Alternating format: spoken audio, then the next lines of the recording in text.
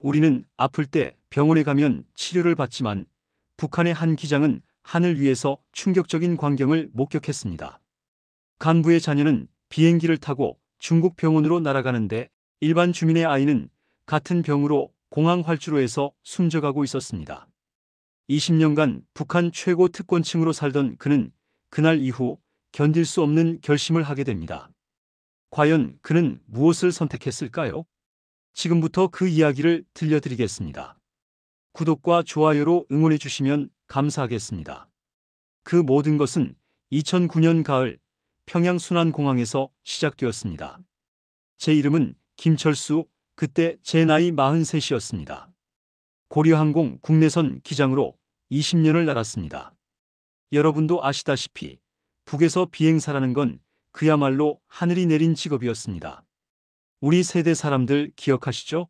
70년대, 80년대 우리나라가 발전할 때 비행기 조종사가 얼마나 멋있어 보였는지 북에서도 마찬가지였습니다. 아니, 어쩌면 더했을지도 모릅니다. 제가 사는 곳은 평양 대동강구역 항공사 간부들이 모여 사는 아파트 단지였습니다. 창밖으로 대동강이 보이고 아침이면 강변을 산책하는 사람들이 보였습니다.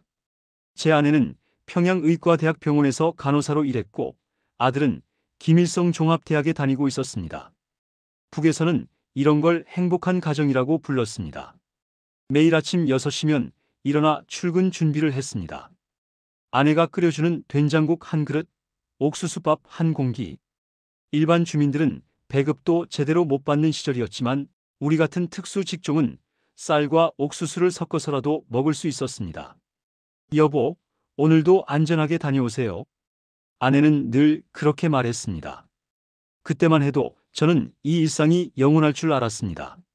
순안공항에 도착하면 제일 먼저 하는 일이 기체 점검이었습니다. 인류신 28 소련에서 들여온 낡은 비행기였지만 제게는 동료나 다름없었습니다. 20년을 함께 날았으니까요. 부기장 박영호, 승무원 이순희와 최미란. 우리는 한 가족처럼 지냈습니다. 영호는 공군 조종사 출신으로 과묵하지만 믿음직한 사람이었고 순이는 두 아이를 키우는 엄마였습니다. 미란이는 제일 막내로 밝은 성격으로 우리 분위기를 환하게 만들어주곤 했습니다. 기장 동무, 오늘은 평양에서 함흥까지입니다. 관제사의 브리핑을 받고 조종석에 앉았습니다. 창밖으로 보이는 순안공항은 한산했습니다. 활주로에 서 있는 비행기가 고작 대6대, 우리나라 지방 공항보다도 적었습니다. 그때는 몰랐습니다. 남조선의 인천공항에는 수백 대의 비행기가 쉴 새 없이 오간다는 걸. 비행기가 이륙하면 평양 시내가 한눈에 들어왔습니다. 대동강을 따라 늘어선 건물들, 김일성 광장, 주체사상탑. 저는 그 풍경을 자랑스럽게 여겼습니다. 우리 조국이 제일 좋다고 배웠으니까요. 하지만 비행기가 평양을 벗어나 지방으로 가면 풍경이 달라졌습니다. 검게 그을린 산들, 강가에서 무언가를 캐는 사람들, 텅 빈 논밭들. 제가 하늘에서 본 조국은 교과서와 달랐습니다. 그날도 평양-함흥 노선을 날았습니다. 승객은 10명 남짓, 모두 간부들이었습니다. 일반 주민들은 비행기를 탈 수 없었으니까요. 그들은 러시아에서 들여온 밀수품 가방을 챙기고 있었습니다. 담배, 술, 화장품. 제 눈에도 보이는 것들이었지만 저는 모른 척했습니다. 그게 우리가 사는 방법이었으니까요. 비행 중에 부기장 영호가 조용히 말했습니다. 기장 동무, 우리는 참 운이 좋은 편 아닙니까? 저는 고개를 끄덕였습니다. 그렇지. 우리는 하늘을 날잖나. 그런데 그 순간 제 가슴 한구석이 이상하게 무거워졌습니다. 우리는 하늘을 나는데 왜 우리 인민들은 땅에 묶여 있을까? 왜 일반 주민들은 비행기는커녕 기차도 마음대로 탈 수 없을까? 함흥공항에 착륙하고 나서 잠시 휴식 시간이 있었습니다. 공항 밖을 내다보니 멀리서 리어카를 끄는 사람들이 보였습니다. 앙상하게 마른 몸으로 무거운 짐을 끌고 가는 모습. 저는 조종석 창문을 닫았습니다. 보기가 불편했습니다. 아니, 어쩌면 보고 싶지 않았는지도 모릅니다. 그날 저녁 집으로 돌아와 어머니와 저녁을 먹었습니다. 80이 넘으신 어머니는 함경도 출신이셨습니다. 6.25 때 피난도 못 가신 분이었습니다.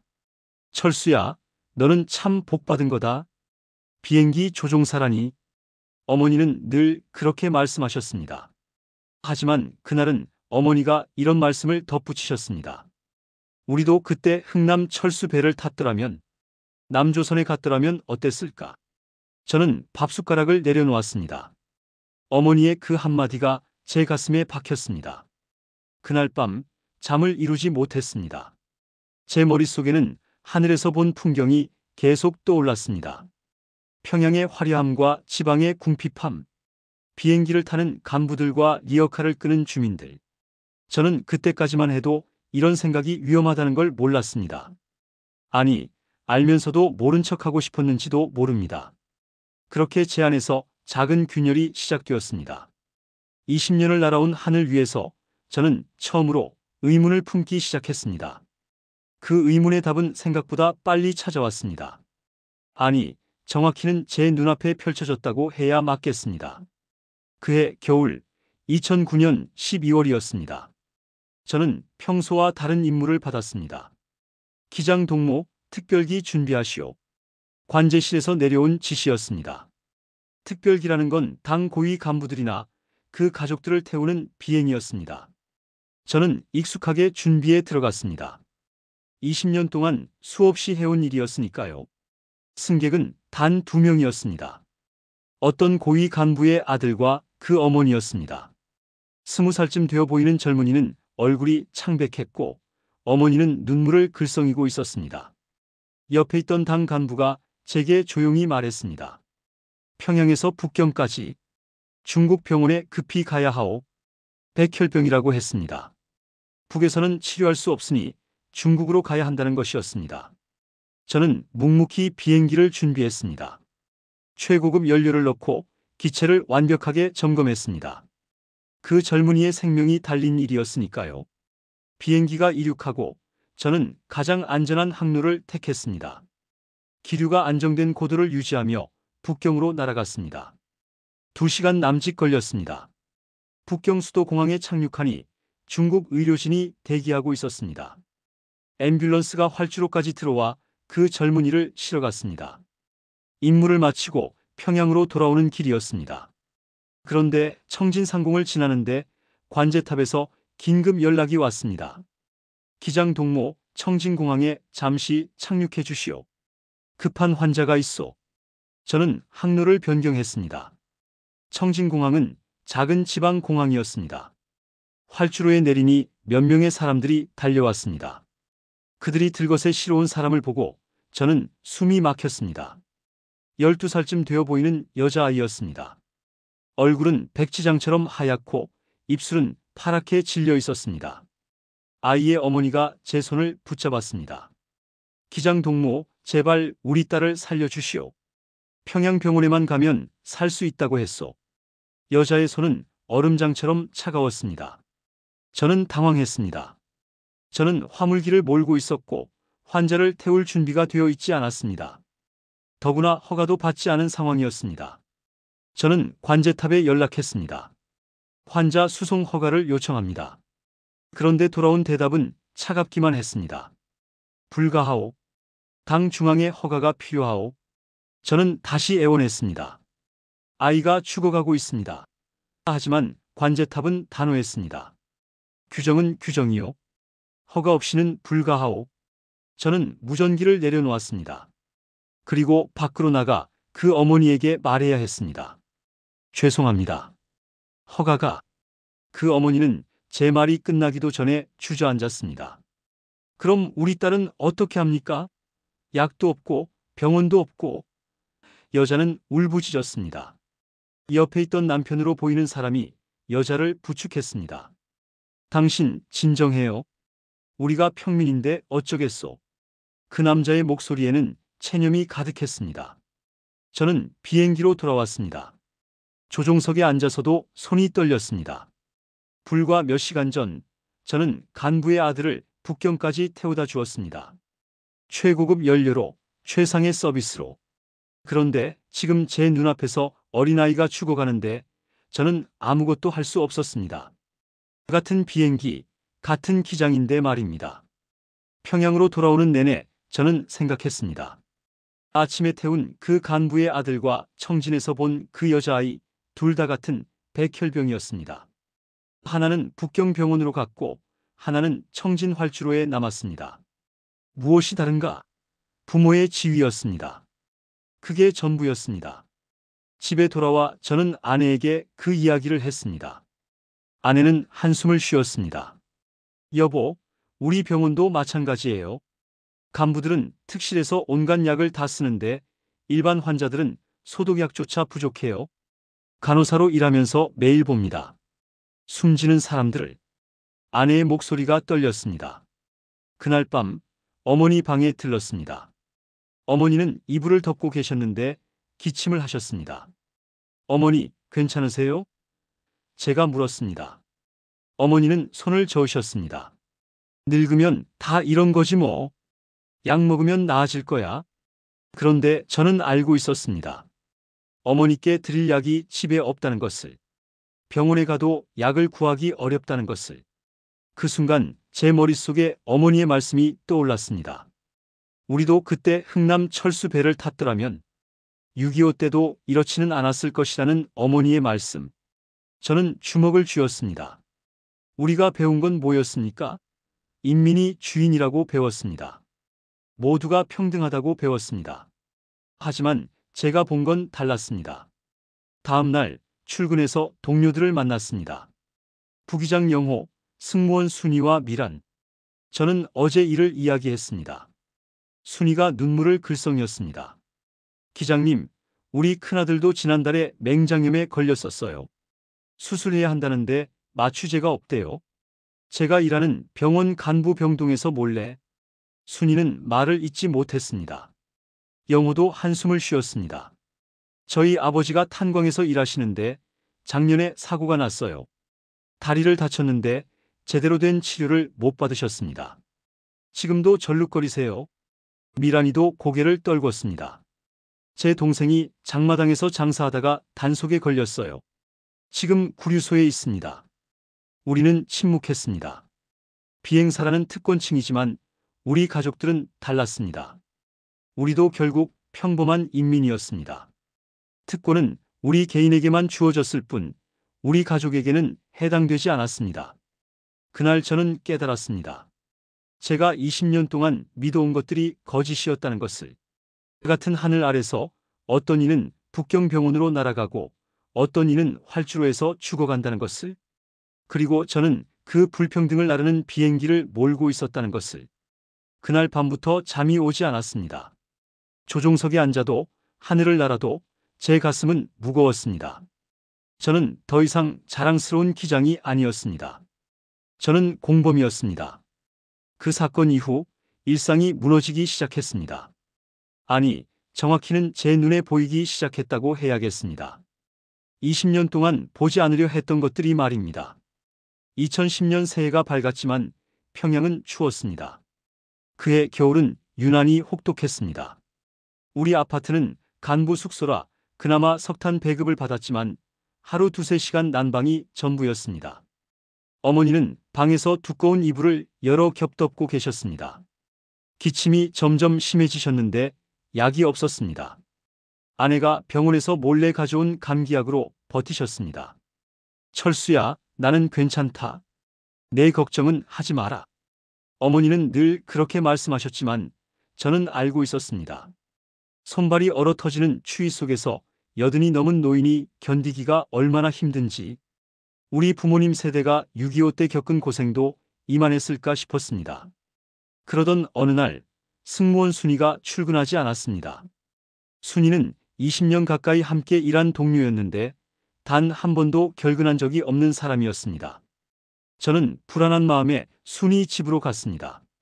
평양 외곽의 낡은 아파트, 계단을 올라가는데 페인트가 벗겨진 벽이 처량했습니다. 문을 두드리자 순이가 나왔습니다. 얼굴이 퉁퉁 부어 있었습니다. 기장님. 순이는 울먹이며 저를 맞았습니다. 안으로 들어가니 아들이 이불을 뒤집어 쓰고 누워 있었습니다. 지난달 맹장 수술을 한 그 아이였습니다. 상처가 곪았어요. 소독약이 없어서. 순이의 목소리가 떨렸습니다. 저는 아이의 상처를 보고 숨이 막혔습니다. 붉게 부어오른 수술 자국, 고름이 배어나오는 붕대. 병원에서는 입원이 필요하다고 했지만 입원비가 없다고 했습니다. 기장님, 저는 승무원인데도 이렇습니다. 우리 같은 사람들도 이런데 일반 주민들은 어떻겠습니까? 저는 제가 가진 돈을 순이에게 쥐어주었습니다. 순이는 주저앉아 울었습니다. 그리고 아내에게 부탁해 병원에서 소독약과 항생제를 구했습니다. 하지만 그게 얼마나 갈까요? 근본적인 해결책은 없었습니다. 제가 할 수 있는 건 임시 방편뿐이었습니다. 며칠 후에는 부기장 영호가 표정이 어두웠습니다. 기장 동무, 저희 아버지가. 영호의 아버지는 탄광에서 일하시는 분이었습니다.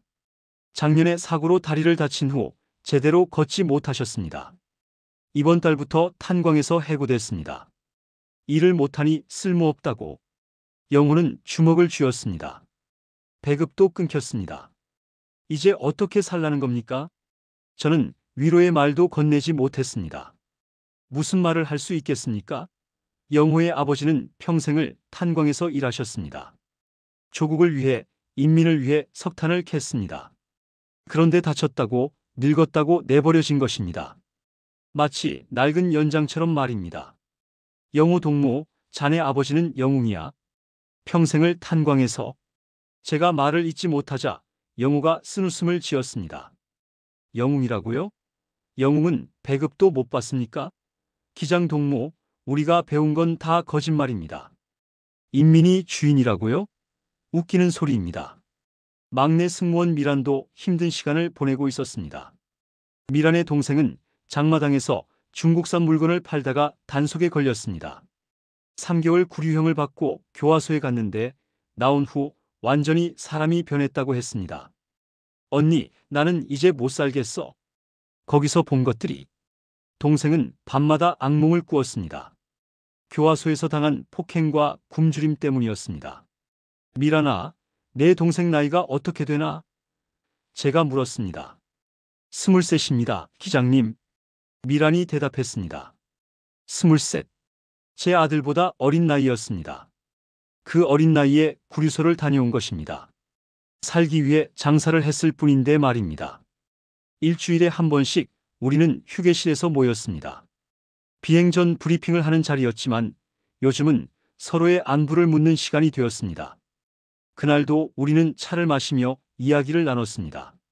차라고 해봤자 옥수수 수염차였지만 말입니다. 우리가 이렇게 살아야 하는 겁니까? 순이가 먼저 입을 열었습니다. 저는 20년을 승무원으로 일했습니다.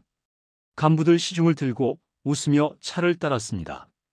그런데 제 아들은 수술도 제대로 못 받습니다. 순이의 목소리에 분노가 섞여 있었습니다. 영호도 고개를 끄덕였습니다. 저희 아버지는 30년을 탄광에서 일하셨습니다. 젊음을 바쳤습니다. 그런데 다쳤다고 내버려졌습니다. 이게 우리가 배운 사회주의입니까? 영호의 손이 떨렸습니다. 미란이는 울먹였습니다. 제 동생은 먹고 살려고 장사를 했을 뿐인데 죄인이 되었습니다. 교화소에서 매를 맞았습니다. 23 젊은 나이에. 미란의 눈물이 떨어졌습니다. 저는 차를 한 모금 마셨습니다. 스디슨 맛이었습니다. 동무들, 우리는 하늘을 날지만 결국 땅에 발이 묶여 있어. 우리 가족들은 특권도 없고 보호도 받지 못하오. 우리도 결국 일반 인민과 다를 게 없어. 그날의 침묵은 무거웠습니다. 우리는 모두 알고 있었습니다. 이대로는 안 된다는 것을. 하지만 어떻게 해야 할지는 몰랐습니다. 우리는 비행사였지만 우리 가족들의 삶을 바꿀 힘은 없었습니다. 밤에 집으로 돌아오니 어머니가 기침을 하고 계셨습니다. 아내는 어두운 표정으로 말했습니다. 여보, 병원에 약이 다 떨어졌어요. 간부 병동에도 없어요. 저는 어머니 방으로 들어갔습니다. 83 어머니의 손은 얼음처럼 차가웠습니다. 어머니, 괜찮으세요? 제가 손을 잡자 어머니가 말씀하셨습니다. 철수야, 어머니는 이제 늙었다.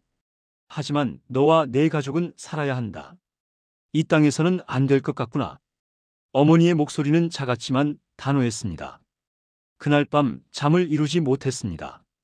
순이의 아들 영호의 아버지, 미란의 동생, 그리고 제 어머니, 우리 주변의 사람들이 하나둘 무너지고 있었습니다. 저는 조종석에 앉아 간부들을 태우고 그들의 밀수품을 나르면서 제 가족은 굶주리고 병들어가고 있었습니다. 이대로는 살 수 없었습니다. 더 이상 이 하늘을 날 수 없었습니다. 무언가를 해야 했습니다. 하지만 무엇을? 그 답을 저는 아직 몰랐습니다. 다만 한 가지는 확실했습니다. 이대로 죽을 수는 없다는 것. 우리 가족을, 우리 동료들을 이렇게 둘 수는 없다는 것. 그날 밤 저는 결심하기 시작했습니다. 결정적인 순간은 2010년 3월에 찾아왔습니다. 그날 아침 미란이가 출근했을 때 눈이 퉁퉁 부어 있었습니다. 기장님, 제 동생이. 미란의 목소리가 떨렸습니다. 어제 공개 재판이 있었습니다. 5년형을 받았습니다. 저는 깜짝 놀랐습니다. 5년이라고? 장사한 것 때문에? 미란이 고개를 끄덕였습니다. 반동행위라고 했습니다. 사회주의를 해치는 범죄라고. 23 젊은이가 5년 교화소형입니다. 먹고 살려고 장사를 했을 뿐인데 말입니다. 미란은 무너졌습니다. 기장님, 저는 더 이상 못 견디겠습니다. 이 땅에서는. 그날 저는 미란을 집으로 보냈습니다. 그리고 부기장 영호와 순이를 불렀습니다. 동무들, 우리 이야기 좀 합시다. 저는 휴게실 문을 닫았습니다. 밖에서 누가 들을까봐 조심스러웠습니다. 동무들, 솔직히 말하겠소. 나는 더 이상 이 하늘을 날고 싶지 않소. 제 말에 영호와 순이가 저를 바라봤습니다. 나는 20년을 기장으로 일했소. 자부심을 가지고 일했소. 하지만 이제는 우리가 나르는 것이 무엇이요? 간부들의 밀수품이요? 그들의 특권이요? 우리 가족들은 굶주리고 병들어가는데 말이요. 저는 주먹을 쥐었습니다. 영호가 조용히 말했습니다. 기장 동무, 우리도 마찬가지입니다. 저는 공군 조종사 출신입니다. 조국을 지키겠다고 맹세했습니다. 하지만 이 조국은 제 아버지를 버렸습니다. 30년을 탄광에서 일한 아버지를. 영호의 목소리가 잠겼습니다. 순이도 눈물을 글썽였습니다. 저도 못 견디겠습니다. 제 아들이 수술 상처로 고생하는데 저는 간부들에게 웃으며 차를 따르고 있습니다. 이게 무슨 삶입니까? 저는 숨을 깊이 들이쉬었습니다. 그리고 조심스럽게 말을 꺼냈습니다. 동무들, 우리에게 비행기가 있어. 우리는 조종사요. 우리가 마음만 먹으면. 제 말이 끝나기도 전에 영호가 제 눈을 똑바로 쳐다봤습니다. 탈출 말씀이십니까? 그 한마디에 휴게실은 조용해졌습니다. 탈출. 그 말을 입 밖에 내는 것만으로도 목숨을 걸어야 하는 일이었습니다. 하지만 저는 고개를 끄덕였습니다. 그렇소. 우리 기술이면 가능하오. 남조선까지 날아갈 수 있어. 순이가 손으로 입을 막았습니다. 영호는 한동안 침묵하다가 말했습니다. 기장 동무, 그건 성공하면 자유이지만 실패하면 3대가 멸문당합니다. 저도 알고 있었습니다. 이건 생사를 거는 도박이었습니다. 하지만 이대로는 어차피 죽는 겁니다. 천천히 죽느냐, 한 번에 죽느냐의 차이일 뿐이요. 제 말에 순이가 고개를 들었습니다. 기장님, 저는 제 아들들만이라도 살리고 싶습니다. 여기서는 희망이 없습니다. 제 아이들이 자라서도 이런 삶을 살게 할 수는 없습니다. 그날 우리는 결심했습니다. 넷이서 함께 탈출하기로. 미란도 동생을 생각하면 함께 할 것이라고 믿었습니다. 하지만 계획은 신중해야 했습니다. 단 한 번의 실수도 용납되지 않았습니다. 그날부터 6개월 동안 우리는 비밀 회의를 가졌습니다. 휴게실에서, 가끔은 제 차 안에서 사람들 눈을 피해 조심스럽게 만났습니다. 저는 오래된 지도를 구했습니다. 북한에서 남조선까지의 항로, 연료 계산, 비행 시간, 모든 걸 치밀하게 계산했습니다. 블라디보스토크 노선을 이용합시다. 제가 제안했습니다. 평양에서 블라디보스토크로 가는 국제선이 있어. 그 항로를 타고 출발했다가 중간에 방향을 틀면 됩니다. 영호가 고개를 끄덕였습니다. 동해 상공으로 나가면 남조선 공역까지 30분이면 충분합니다. 하지만 문제가 있었습니다. 연료였습니다. 블라디보스토크까지 가는 연료로는 부족합니다. 남조선까지 가려면 저는 계산했습니다. 비행기에 최대한 연료를 채워야 합니다. 평소보다 더 많이. 영호가 말했습니다. 의심받지 않을까요? 저는 고개를 저었습니다. 국제선이니 안전을 위해서라고 하면 됩니다. 순이가 물었습니다. 북한 공군이 쫓아오면 어떻게 합니까? 저는 솔직하게 말했습니다. 그건 하늘의 뜻에 맡길 수밖에 없어. 우리가 할 수 있는 건 최대한 빨리 남조선 공역으로 들어가는 것뿐이요. 미라는 울면서 물었습니다. 가족들은 어떻게 합니까? 저는 미란의 손을 잡았습니다. 미란아, 내가 탈출해서 자유롭게 살면 언젠가는 내 동생도 구할 수 있을 거야. 하지만 여기 남으면 너도 동생도 끝이야. 그 6개월 동안 저는 밤마다 시뮬레이션을 했습니다. 머릿속으로 항로를 그렸습니다. 북한 공군 레이더를 피하는 방법, 남조선 공군과 교신하는 방법, 모든 경우의 수를 생각했습니다. 20년 비행 경력을 총동원했습니다. 하지만 가장 힘든 건 가족들에게 말하지 못하는 것이었습니다. 어머니에게도 아내에게도 아들에게도 말할 수 없었습니다. 만약 실패하면 그들도 연좌제로 처벌받을 것이기 때문입니다. 차라리 모르는 게 나았습니다. 출발 일주일 전 저는 어머니를 모시고 아버지 산소에 갔습니다. 평양 외곽 야산에 있는 작은 무덤이었습니다. 아버지는 10년 전에 돌아가셨습니다. 저는 무덤 앞에 절을 올렸습니다. 아버지, 아들 불효합니다. 아버지 산소를 더 이상 돌볼 수 없을 것 같습니다. 어머니가 물으셨습니다. 철수야, 무슨 일 있니? 저는 고개를 저었습니다. 아니에요, 어머니. 그냥 아버지가 보고 싶어서. 어머니는 제 손을 잡으셨습니다. 철수야, 어머니는 안다. 내가 무슨 생각을 하는지. 어머니는 늙었다. 하지만 너는 살아야 한다. 내 가족을 지켜야 한다. 저는 눈물이 났습니다. 어머니는 다 아시면서도 말리지 않으셨습니다. 아니, 어쩌면 저를 보내주시는 것인지도 몰랐습니다. 어머니, 제가 말을 잇지 못하자 어머니가 말씀하셨습니다. 가거라. 그리고 살아라. 어머니는 여기서 내 아버지와 함께 있을 테니. 그날 밤 저는 대동강변을 걸었습니다. 20년을 본 강이었습니다. 내일이면 다시는 볼 수 없을지도 모르는 풍경이었습니다. 저는 하늘을 올려다봤습니다. 별들이 반짝이고 있었습니다. 우리를 지켜주십시오. 제발. 저는 기도했습니다. 이틀 후면 출발이었습니다. 이틀 후면 우리는 이 땅을 떠날 것입니다. 죽음을 무릅쓰고 자유를 향해 날아갈 것입니다. 두렵지만 희망이 있었습니다. 처음으로 느끼는 희망이었습니다. 결정적인 순간은 2010년 3월에 찾아왔습니다. 그날 아침 미란이가 출근했을 때 눈이 퉁퉁 부어 있었습니다. 기장님, 제 동생이. 미란의 목소리가 떨렸습니다. 어제 공개 재판이 있었습니다. 5년형을 받았습니다. 저는 깜짝 놀랐습니다. 5년이라고? 장사한 것 때문에? 미란이 고개를 끄덕였습니다. 반동행위라고 했습니다. 사회주의를 해치는 범죄라고. 20세 젊은이가 5년 교화소형입니다. 먹고 살려고 장사를 했을 뿐인데 말입니다. 미란은 무너졌습니다. 기장님, 저는 더 이상 못 견디겠습니다. 이 땅에서는. 그날 저는 미란을 집으로 보냈습니다. 그리고 부기장 영호와 순이를 불렀습니다. 동무들, 우리 이야기 좀 합시다. 저는 휴게실 문을 닫았습니다. 밖에서 누가 들을까봐 조심스러웠습니다. 동무들, 솔직히 말하겠소. 나는 더 이상 이 하늘을 날고 싶지 않소. 제 말에 영호와 순이가 저를 바라봤습니다. 나는 20년을 기장으로 일했소. 자부심을 가지고 일했소. 하지만 이제는 우리가 나르는 것이 무엇이오? 간부들의 밀수품이요.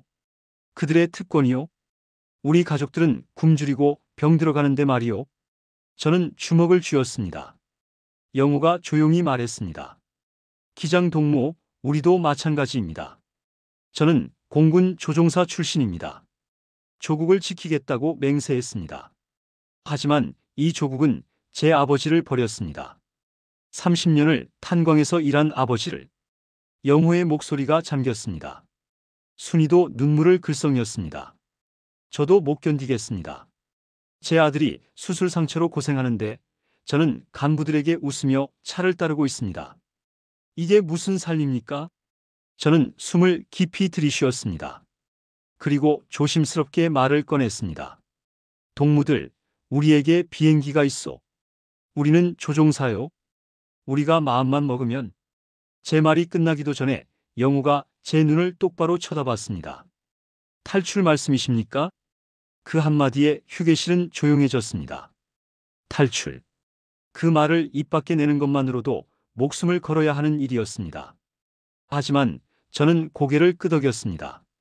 그렇소. 우리 기술이면 가능하오. 남조선까지 날아갈 수 있어. 순이가 손으로 입을 막았습니다. 영호는 한동안 침묵하다가 말했습니다.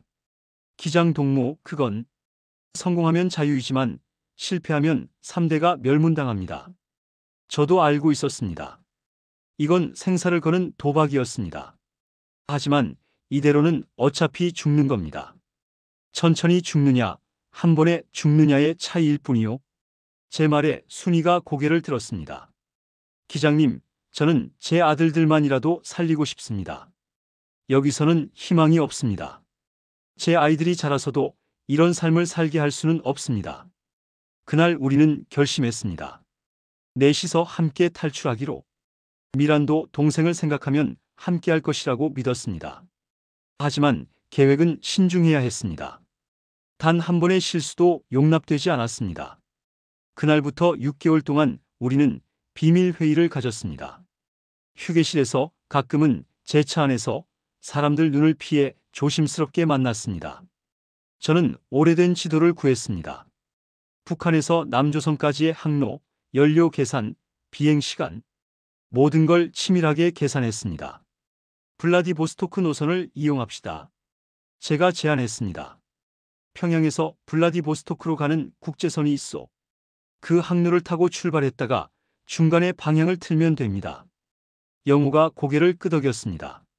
동해 상공으로 나가면 남조선 공역까지 30분이면 충분합니다. 하지만 문제가 있었습니다. 연료였습니다.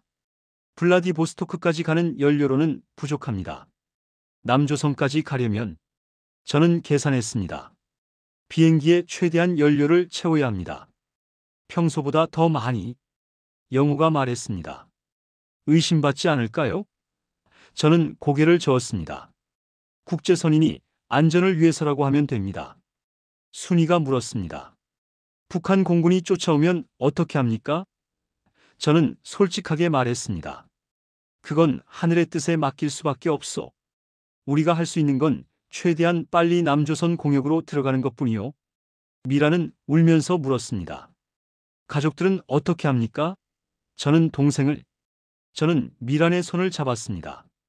미란아, 내가 탈출해서 자유롭게 살면 언젠가는 내 동생도 구할 수 있을 거야.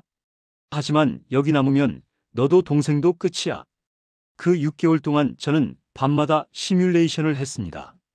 머릿속으로 항로를 그렸습니다. 북한 공군 레이더를 피하는 방법, 남조선 공군과 교신하는 방법, 모든 경우의 수를 생각했습니다. 20년 비행 경력을 총동원했습니다. 하지만 가장 힘든 건 가족들에게 말하지 못하는 것이었습니다. 어머니에게도 아내에게도 아들에게도 말할 수 없었습니다. 만약 실패하면 그들도 연좌제로 처벌받을 것이기 때문입니다. 차라리 모르는 게 나았습니다. 출발 일주일 전 저는 어머니를 모시고 아버지 산소에 갔습니다. 평양 외곽 야산에 있는 작은 무덤이었습니다. 아버지는 10년 전에 돌아가셨습니다. 저는 무덤 앞에 절을 올렸습니다. 아버지, 아들 불효합니다. 아버지 산소를 더 이상 돌볼 수 없을 것 같습니다. 어머니가 물으셨습니다. 철수야, 무슨 일 있니? 저는 고개를 저었습니다. 아니에요, 어머니. 그냥 아버지가 보고 싶어서. 어머니는 제 손을 잡으셨습니다. 철수야, 어머니는 안다.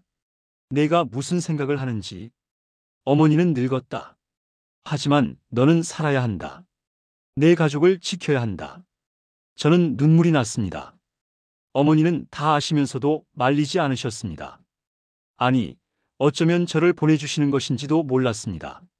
어머니, 제가 말을 잇지 못하자 어머니가 말씀하셨습니다. 가거라. 그리고 살아라. 어머니는 여기서 내 아버지와 함께 있을 테니. 그날 밤 저는 대동강변을 걸었습니다. 20년을 본 강이었습니다. 내일이면 다시는 볼 수 없을지도 모르는 풍경이었습니다. 저는 하늘을 올려다봤습니다. 별들이 반짝이고 있었습니다. 우리를 지켜주십시오. 제발. 저는 기도했습니다. 이틀 후면 출발이었습니다. 이틀 후면 우리는 이 땅을 떠날 것입니다. 죽음을 무릅쓰고 자유를 향해 날아갈 것입니다. 두렵지만 희망이 있었습니다. 처음으로 느끼는 희망이었습니다. 인천공항으로 안내하겠습니다. 저희를 따라오십시오. 남한 공군 조종사의 목소리가 들렸습니다. 저는 고개를 끄덕이며 대답했습니다. 감사합니다. 따라가겠습니다. F-15 전투기 2대가 우리 비행기 양옆에서 호위했습니다. 마치 형님들이 동생을 지키듯이 말입니다. 저는 그 모습을 보며 또 눈물이 났습니다. 20년 동안 북에서는 전투기가 감시하고 위협했습니다. 하지만 여기서는 보호해주고 있었습니다. 같은 전투기인데 의미가 완전히 달랐습니다. 객실에서는 여전히 소란스러웠습니다. 간부들이 항의하고 있었습니다. 당장 평양으로 돌아가시오. 이건 반역이요. 하지만 더 이상 그 소리가 무섭지 않았습니다. 우리는 이미 자유의 공역에 있었으니까요. 기장님, 인천공항이 보입니다. 영호가 손가락으로 가리켰습니다. 저는 앞을 바라봤습니다. 멀리 육지가 보였습니다. 건물들이 보였습니다. 그리고 공항이 보였습니다. 인천공항, 남조선의 관문이라고 들었던 그곳이었습니다. 고려항공 김철수 기장님, 활주로 34 왼쪽으로 착륙하십시오. 긴급 착륙이니 다른 항공기들은 모두 대기시켰습니다. 관제탑에서 지시가 내려왔습니다. 저는 숨을 깊이 들이쉬었습니다. 알겠습니다. 착륙 준비 시작합니다. 비행기가 고도를 낮췄습니다. 서해 바다를 지나 육지로 들어왔습니다. 아래로 건물들이 보였습니다. 도로에는 차들이 빽빽했습니다. 평양보다 훨씬 많은 차들이었습니다. 그리고 공항이 가까워졌습니다. 저는 착륙 준비를 했습니다.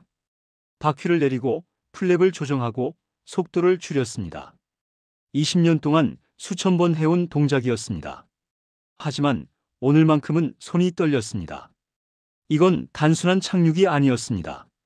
새로운 삶으로 내려앉는 것이었습니다. 활주로가 보이기 시작했습니다. 비행기가 천천히 내려갔습니다. 100m, 50m, 20m, 그리고 바퀴가 활주로에 닿았습니다. 쿵 하는 소리와 함께 비행기가 착륙했습니다. 저는 브레이크를 밟았습니다. 비행기가 속도를 줄이며 활주로를 달렸습니다.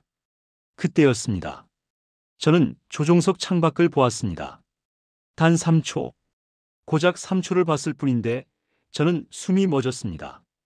활주로 양옆에 그리고 공항 곳곳에 비행기들이 있었습니다. 수십 대가 아니었습니다. 수백 대였습니다. 온갖 색깔의 비행기들. 대한항공, 아시아나 외국 항공사들. 크고 작은 비행기들이 줄지어 서 있었습니다. 어떤 것은 이륙 준비를 하고 어떤 것은 막 착륙했습니다. 활주로에는 끊임없이 비행기들이 오가고 있었습니다. 저는 입이 떡 벌어졌습니다. 이게 뭡니까? 제 옆에서 영호도 멍하니 밖을 보고 있었습니다. 기장 동무, 저 비행기들이 다 진짜입니까? 영호의 목소리가 떨렸습니다. 북한 순안공항에는 비행기가 고작 대여섯 대 있었습니다. 그것도 낡은 소련제 비행기들이었습니다. 활주로는 한산했고 하루에 비행기가 몇 대 뜨지도 않았습니다.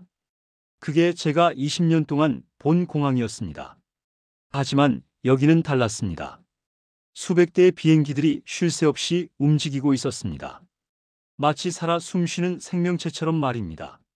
한 대가 이륙하면 다른 한 대가 착륙했습니다. 활주로마다 비행기들이 줄을 서 있었습니다. 여의도 광장만큼 넓은 공항에 비행기들로 가득했습니다. 기장님, 뒤에서 순이의 목소리가 들렸습니다. 저는 고개를 돌렸습니다. 순이는 창문에 얼굴을 바짝 붙이고 밖을 보고 있었습니다. 눈물이 볼을 타고 흘렀습니다. 여기는 천국입니까? 순이가 물었습니다. 미란도 울고 있었습니다. 언니, 저 비행기들 봐요. 저게 다 진짜예요? 우리가 꿈을 꾸는 거 아니에요? 미란의 손이 떨렸습니다. 저는 미란의 어깨를 두드렸습니다. 진짜다, 미란아. 우리가 진짜 왔다. 비행기가 멈췄습니다. 저는 엔진을 껐습니다. 20년 동안 날아온 비행기, 오늘이 마지막 비행이었습니다. 저는 조종관을 쓰다듬었습니다. 고맙다. 우리를 여기까지 데려다줘서.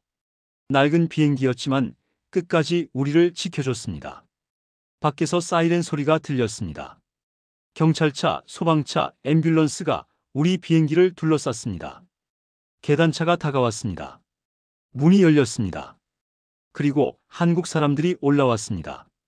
정장을 입은 사람들, 군복을 입은 사람들, 의사로 보이는 사람들. 고생 많으셨습니다. 환영합니다. 한 신사가 저에게 손을 내밀었습니다. 저는 그 손을 잡았습니다. 따뜻했습니다.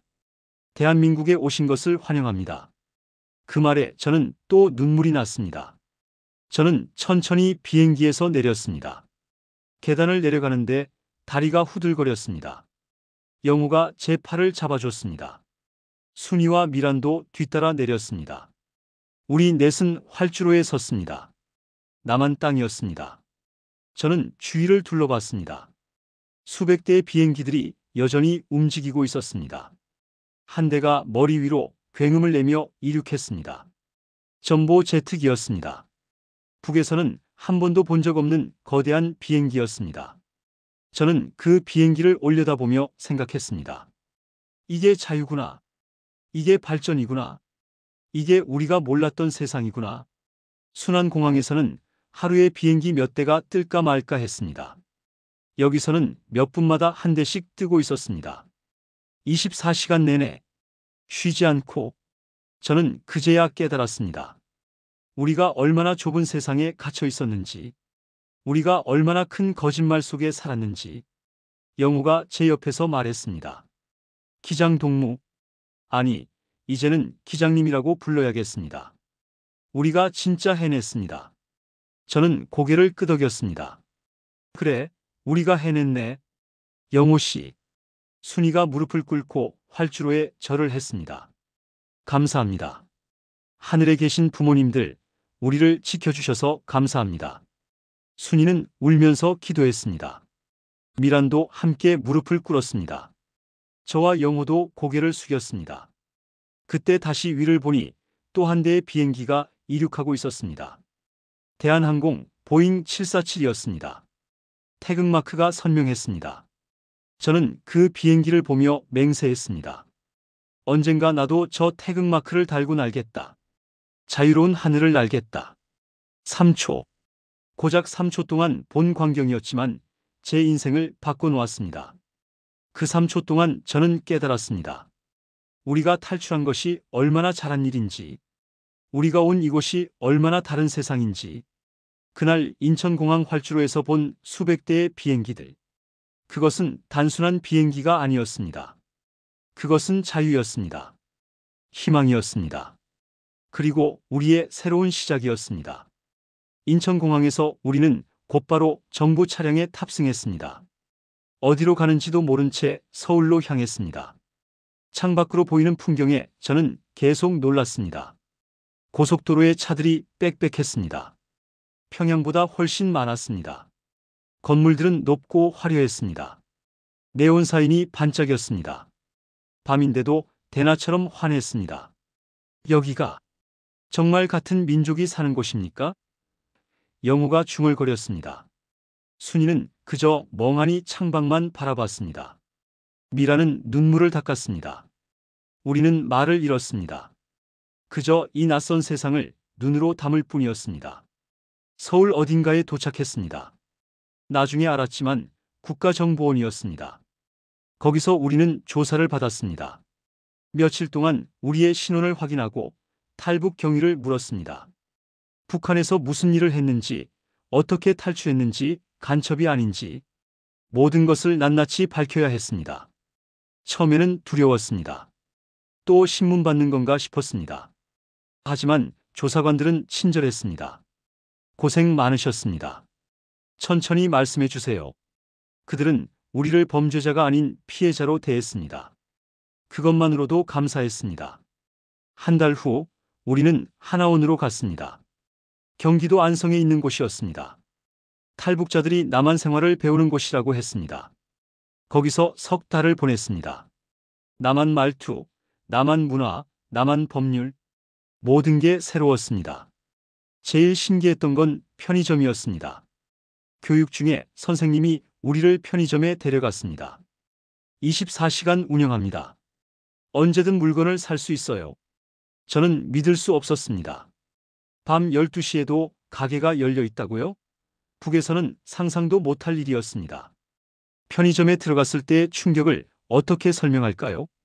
진열대마다 물건이 넘쳐났습니다. 과자, 음료수, 빵, 라면, 우유, 온갖 종류가 다 있었습니다. 순이가 컵라면을 들고 물었습니다. 선생님, 이게 진짜 다 살 수 있는 겁니까? 선생님이 웃으며 말했습니다. 네, 돈만 있으면요. 그날 저녁 저는 처음으로 인터넷을 했습니다. 컴퓨터로 북한 소식을 검색했습니다. 놀랍게도 북한 뉴스가 다 나왔습니다. 김정일이 어디를 갔는지, 평양에서 무슨 일이 있는지 모든 게 공개되어 있었습니다. 저는 멍하니 화면을 바라봤습니다. 이게 자유구나. 알고 싶은 걸 마음대로 알 수 있는 게 자유구나. 어느 날은 대형마트에 갔습니다. 이마트라는 곳이었습니다. 문을 열고 들어가는 순간 저는 그 자리에 섰습니다. 축구장만한 공간에 물건들이 가득했습니다. 과일, 채소, 고기, 생선, 산더미처럼 쌓여 있었습니다. 사람들은 카트에 물건을 담으며 골라 샀습니다. 영호가 제 옆에서 말했습니다. 기장님, 저 쌀 좀 보세요. 온갖 종류가 다 있습니다. 북에서는 쌀 한 톨 구하기 힘들었는데 영호의 목소리가 떨렸습니다. 순이는 정육 코너에서 울고 있었습니다. 제 아들들에게 이런 고기를 먹였으면 여기는 고기가 이렇게 많은데. 순이는 고개를 숙였습니다. 제일 힘든 건 말투였습니다. 북에서는 동무, 동지라고 불렀습니다. 하지만 남에서는 씨, 님이라고 불렀습니다. 처음에는 어색했습니다. 영호 씨, 순이 씨라고 부르는 게 낯설었습니다. 억양도 달랐습니다. 북에서는 니, 까, 소로 끝나는 말투였는데 남에서는 요, 에요였습니다. 음식 맛도 달랐습니다. 남한 김치는 새빨갰습니다. 고춧가루를 엄청 넣었습니다. 북한 김치는 좀 더 담백했는데 말입니다. 된장찌개의 맛도 달랐습니다. 하지만 그래도 같은 민족의 음식이었습니다. 젓가락질도 같고 숟가락도 같았습니다. 그게 위로가 되었습니다. 석 달 후 하나원을 수료했습니다. 이제 사회로 나가야 했습니다. 정부에서 정착금을 주었습니다. 집도 알선해 주었습니다. 하지만 막상 혼자가 되니 두려웠습니다.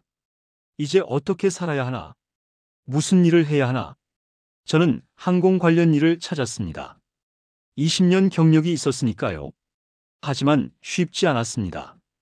북한 자격증은 인정이 안 됩니다. 다시 시험을 봐야 해요. 담당자가 말했습니다. 20년을 날았는데 또 시험을 본다고요? 처음에는 억울했습니다. 하지만 곰곰이 생각해보니 당연했습니다. 북한과 남한은 모든 게 달랐습니다. 비행기도 다르고 시스템도 다르고 규정도 달랐습니다. 저는 다시 공부를 시작했습니다. 44세 나이에 학생이 되었습니다. 영호는 택시 기사가 되었습니다. 차 운전은 할 줄 아니까 일단 이거라도 하렵니다. 영호는 웃으며 말했지만 눈빛은 쓸쓸했습니다. 공군 조종사 출신이 택시를 몬다니. 하지만 영호는 불평하지 않았습니다. 그래도 자유롭게 일할 수 있지 않습니까? 순이는 요양원에서 일했습니다. 간호 경험이 있었으니까요. 어르신들을 돌보는 게 보람 있어요. 제가 북에서 못해드린 걸 여기서 하는 것 같아요. 순이는 북에 두고 온 시어머니를 생각하며 일했습니다. 미란이는 제일 젊어서 적응이 빨랐습니다. 대학에 편입했습니다. 언니, 저 공부해서 북에 있는 동생 꼭 구해올 거예요. 미라는 통일운동도 열심히 했습니다. 젊음의 열정이 부러웠습니다. 우리는 한 달에 한 번씩 만났습니다. 생사를 함께한 동료들이었으니까요. 모여서 밥을 먹고 이야기를 나눴습니다. 남한 생활이 어떤지, 힘든 일은 없는지 서로를 위로하고 격려했습니다. 어느 날 모임에서 영호가 말했습니다. 우리가 탈출한 게 정말 잘한 일이었습니다. 여기는 자유가 있습니다. 선택할 수 있습니다. 힘들어도 희망이 있습니다. 순이가 고개를 끄덕였습니다. 맞아요. 북에서는 희망이 없었어요. 하지만 여기는 다릅니다. 저도 동의했습니다. 힘들었지만 후회하지 않았습니다. 여기서는 제가 원하는 걸 배울 수 있었습니다. 제가 하고 싶은 일을 할 수 있었습니다. 누구의 눈치도 보지 않고 감시도 받지 않았습니다. 이게 자유였습니다. 그날 밤 집으로 돌아오는 길에 하늘을 올려다봤습니다. 별들이 반짝였습니다. 평양에서 본 별과 같은 별이었습니다. 하지만 느낌은 달랐습니다. 여기서 본 별은 자유로웠습니다. 저도 이제 자유로웠습니다. 어머니, 저 잘 살고 있습니다. 걱정 마세요. 저는 하늘을 향해 말했습니다. 어머니가 들으실지 모르겠지만 그래도 말하고 싶었습니다. 저는 살아남았다고. 저는 자유롭게 살고 있다고. 지금 제 나이는 58입니다. 탈북한 지 15년이 되었습니다. 저는 지금 김포공항 근처에서 살고 있습니다. 매일 아침 창문을 열면 비행기 소리가 들립니다. 이륙하는 소리, 착륙하는 소리. 예전 같으면 괴로웠을 소리인데 이제는 위안이 됩니다. 자유롭게 나는 비행기들. 그 소리가 제게 말합니다. 너도 자유롭게 살고 있다고. 탈북 후 저는 다시 공부했습니다. 남한 항공 자격증을 따기 위해서였습니다. 쉽지 않았습니다. 40 중반의 나이에 젊은 사람들과 경쟁해야 했습니다. 영어도 다시 배워야 했습니다. 북에서 배운 러시아어는 여기서 쓸모가 없었습니다. 3년을 공부한 끝에 자격증을 땄습니다. 하지만 항공사는 저를 받아주지 않았습니다. 나이가 많습니다. 경력도 인정하기 어렵습니다. 어쩔 수 없었습니다. 저는 다른 길을 찾았습니다. 지금 저는 항공교육원에서 강사로 일합니다. 조종사를 꿈꾸는 젊은이들에게 비행의 원리를 가르칩니다. 제 20년 경험을 나눕니다. 북한에서 배운 것, 남한에서 배운 것, 모든 것을 전합니다. 학생들은 신기해합니다. 선생님, 북한 비행기는 어땠어요? 저는 솔직하게 말합니다. 낡았지만 튼튼했지. 소련제 비행기는 그래도 믿을만 했어. 가끔 텔레비전에 나가기도 합니다. 탈북 기장으로서 북한 실상을 증언합니다. 북한 주민들은 지금도 굶주리고 있습니다. 자유가 없습니다. 우리가 관심을 가져야 합니다. 제 이야기를 듣고 눈물을 흘리시는 어르신들이 많습니다. 6.25를 겪으신 분들입니다. 우리도 그때 헤어진 가족이 있다네. 그분들의 아픔이 제 아픔과 다 있습니다. 부기장 영호는 여전히 택시를 몹니다. 하지만 이제는 자기 차입니다. 기장님, 저 이제 사장입니다. 영호는 웃으며 말합니다. 개인 택시 면허를 땄습니다. 열심히 일해서 돈을 모았습니다. 이제는 작은 집도 샀습니다. 북에서는 평생 일해도 내 집이 없었는데 여기서는 할 수 있더군요. 승무원 순이는 요양원 원장이 되었습니다. 작은 요양원이지만 본인이 운영합니다. 제가 북에 두고 온 시어머니를 생각하며 어르신들을 모십니다. 순이는 북에 있는 가족을 잊지 않습니다. 언젠가 통일이 되면 찾아가겠다고 합니다. 미란이는 대학을 졸업하고 NGO 단체에서 일합니다. 북한 인권 운동을 합니다. 언니, 우리 동생 소식을 들었어요. 아직 교화소에 있대요. 미란의 눈에 눈물이 맺혔습니다. 통일이 되면 제일 먼저 동생을 만나러 갈 거예요. 우리는 여전히 한 달에 한 번씩 만납니다. 생사를 함께한 동료들입니다. 가족보다 더 끈끈한 인연입니다. 만날 때마다 우리는 그날을 이야기합니다. 2010년 5월 12일, 하늘 위에서 자유를 향해 날았던 그날을 우리가 정말 대단한 일을 했습니다. 영호가 말합니다. 그때 우리가 용기를 내지 않았다면 지금도 북에서 간부들이나 태우고 있었겠죠? 순이가 고개를 끄덕입니다. 맞아요.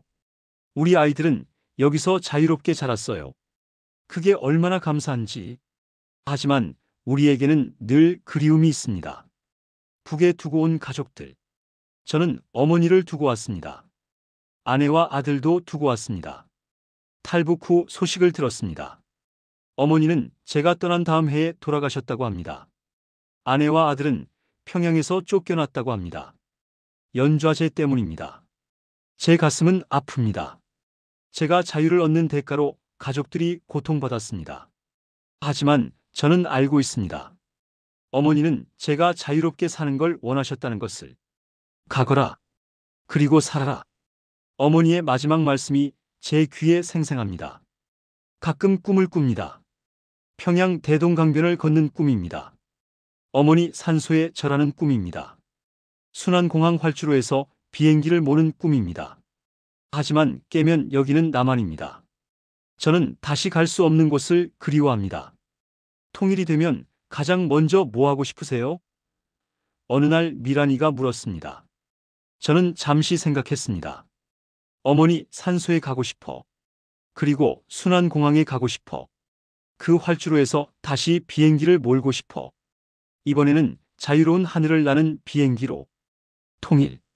그것이 제 마지막 소망입니다. 남과 북이 하나가 되는 날. 제가 자유롭게 압록강을 건너고 대동강을 보고 백두산을 나는 날. 그날이 오기를 저는 간절히 기도합니다. 여러분, 6.25 전쟁 이후 70년이 넘게 우리는 갈라져 있습니다. 같은 말을 쓰고 같은 음식을 먹고 같은 핏줄인데 철조망으로 막혀 있습니다. 제 가족이 저쪽에 있고 제가 이쪽에 있습니다. 이게 정상입니까? 북한에는 지금도 2천만 명이 살고 있습니다. 그들도 우리와 같은 사람들입니다. 자유를 꿈꿉니다. 배불리 먹고 싶어 합니다. 자식들이 행복하기를 바랍니다. 하지만 그들은 갇혀 있습니다. 철조망 안에, 체제 안에. 저는 운이 좋았습니다. 비행기 조종사여서 탈출할 수 있었습니다. 하지만 대부분의 사람들은 그럴 수 없습니다. 그들은 그저 견딥니다. 하루하루를 버팁니다. 언젠가 이 땅에 자유가 오기를 기다리며. 통일이 쉽지 않다는 것을 저도 압니다. 70년이 넘게 다른 체제로 살았으니 차이가 클 것입니다. 하지만 불가능하지는 않습니다. 독일도 했습니다. 우리도 할 수 있습니다. 같은 민족인데 못할 이유가 없습니다. 제가 바라는 통일은 이런 것입니다. 누구나 자유롭게 오갈 수 있는 통일. 북에서 남으로, 남에서 북으로 비행기가 나는 통일. 제가 순안공항에서 김포공항으로 날고 다시 돌아올 수 있는 통일. 철조망이 없는 통일. 우리 세대에 그날이 올까요? 저는 58입니다. 많이 남지 않았습니다. 하지만 희망을 버리지 않습니다. 젊은 세대가 이어갈 것입니다. 미란이 같은 젊은이들이 통일을 이루어낼 것입니다. 오늘도 제 창밖으로 비행기가 날아갑니다. 김포에서 제주로, 김포에서 부산으로 자유롭게 날아갑니다. 언젠가는 김포에서 평양으로도 날 것입니다. 그날을 저는 꿈꿉니다. 여러분께 제 이야기가 어떻게 들리셨는지 모르겠습니다. 한 기장의 탈북 이야기. 하지만 이건 단순한 탈북 이야기가 아닙니다. 이건 자유를 향한 이야기입니다. 희망을 향한 이야기입니다. 그리고 통일을 향한 이야기입니다. 제가 북한을 떠난 건 체제가 싫어서였습니다. 하지만 제가 고향을 잊은 건 아닙니다. 저는 여전히 대동강을 그리워합니다. 순안공항을 그리워합니다. 어머니 산소를 그리워합니다. 북한도 제 조국입니다. 언젠가 돌아갈 곳입니다. 통일이 되면 저는 다시 기장이 되고 싶습니다. 평양과 서울을 오가는 노선을 맡고 싶습니다. 아침에는 김포에서 출발해 점심에는 순안에 착륙하는 비행, 저녁에는 다시 서울로 돌아오는 비행. 그게 제 마지막 꿈입니다. 그날이 오면 저는 어머니 산소에 가서 말씀드릴 것입니다. 어머니, 아들이 돌아왔습니다. 이제 자유롭게 오갈 수 있습니다. 어머니의 뜻대로 제가 잘 살았습니다. 하늘에 계신 어머니, 그리고 북에 계신 모든 분들께 말씀드립니다. 조금만 기다려 주십시오. 통일은 반드시 옵니다. 우리가 다시 만날 날이 반드시 옵니다. 같은 하늘 아래 우리는 다시 하나가 될 것입니다. 저는 오늘도 하늘을 봅니다. 그리고 기도합니다. 통일이 오기를, 자유가 북녘 땅에도 가득하기를. 그날까지 저는 제 이야기를 계속할 것입니다. 자유의 소중함을, 통일의 필요성을 알리겠습니다. 여러분, 감사합니다. 제 이야기를 들어주셔서 감사합니다. 그리고 부탁드립니다. 북한을 잊지 말아 주십시오. 그곳에도 우리 형제자매들이 살고 있습니다. 그들도 자유를 꿈꿉니다. 우리가 함께 그 꿈을 이루어야 합니다. 언젠가 통일이 되는 날, 저는 여러분을 비행기에 태우고 평양으로 날아가고 싶습니다. 대동강 상공을 날며 말씀드리고 싶습니다. 보십시오. 저 아름다운 강을. 저것도 우리 땅입니다. 우리 조국입니다. 그날을 위해 저는 오늘도 하늘을 봅니다. 그리고 꿈꿉니다. 자유로운 하늘을, 통일된 조국을. 그 꿈을 이루는 날까지 저는 계속 날 것입니다.